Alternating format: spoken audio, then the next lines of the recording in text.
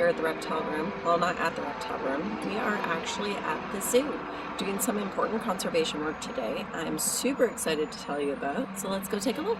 Guys, I have someone really important to introduce you to. Let's talk to her and see what she's doing, or what we're doing today. Okay, gal. Hi everyone, my name's Andrea Gielens. I'm a wildlife biologist with Wildlife Preservation Canada, and we're here today processing all of our baby Oregon-spotted frogs for release. So every year we have a captive colony of Oregon-spotted frogs that we breed, and then we raise a portion of their young up and release them as young froglets. The rest are released as tadpoles or egg masses back to the wetland, and this is part of our project to restore this critically endangered species here in BC. Love it. Okay, let's take a look at where they're housed.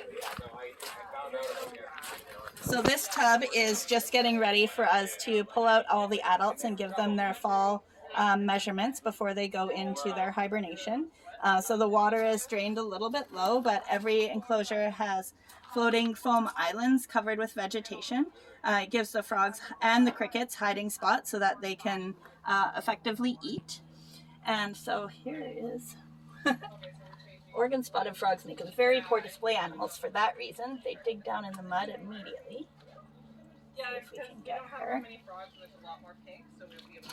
There we go. So this is an adult, and this is a female. I could tell by her size she's pretty big, but also we can look at their tiny thumbs.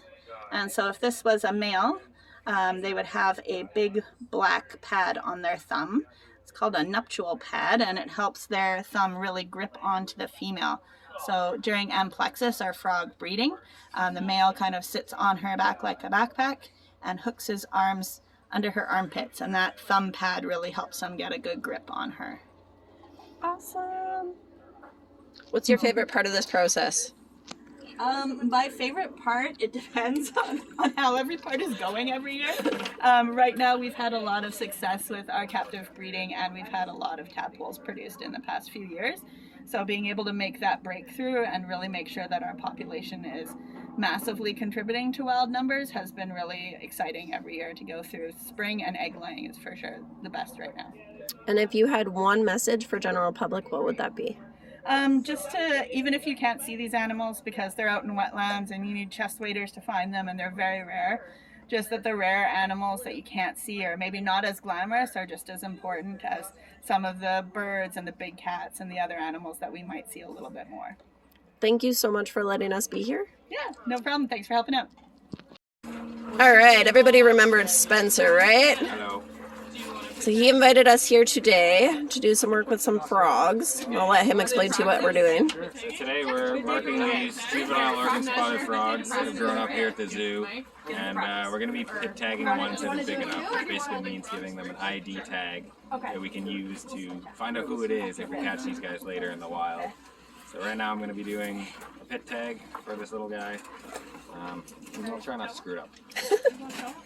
So you kind of hold them like this. Then you need to make a fold of skin behind their eyes by pinching, and then you use these clippers, try and get cut like that, little snip, makes a tiny little cut, which you can barely see, probably can't even see that on video.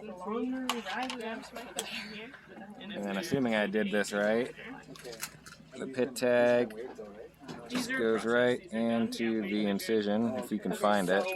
There you go. This goes into the frog, then you kind of just push it down towards their butts if you can. And that so it doesn't fall out? Yep, exactly. Get it over the hips, and there you go. You have a pit tagged frog. Then you get the number, the pit tag reader. 42? Yeah, as non-bead as possible. Which is 982 091 075 132 458. There you go. That's the All frog's done. new name. Yeah, we affectionately refer to them by that whole number. Specifically this frog, all the other ones. The cute ones get released. Alright guys, so we're actually at the release site now, and I'll let Spencer tell you about some of the challenges of being here. So this place is full of green frogs, which is an invasive species here in the Fraser Valley. They compete with the Oregon spotted frogs for space, for food, for resources, for breeding habitat, all sorts of different things. And unfortunately, there's a lot of them. And another problem is that we don't really know how they impact. We know that they do, we know that they're here, but we don't have any studies done on exactly how it works. Unlike bullfrogs that we know definitely do impact Oregon spotted frogs by predation and competition, the green frogs are more of a mystery. We just have to keep a question mark on them for now until somebody has enough money to do a study. So we'll see how this next crop does. Hopefully next year when we're back here, we'll see a whole bunch of new egg masses. Thank you for letting us know. What do you think, Briar? 100 egg masses? 100 for sure. There's, yeah. Wow, there's a frog over there. Hard to tell if they're.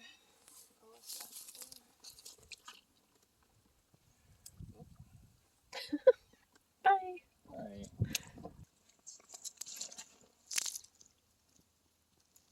Oh, tiny one.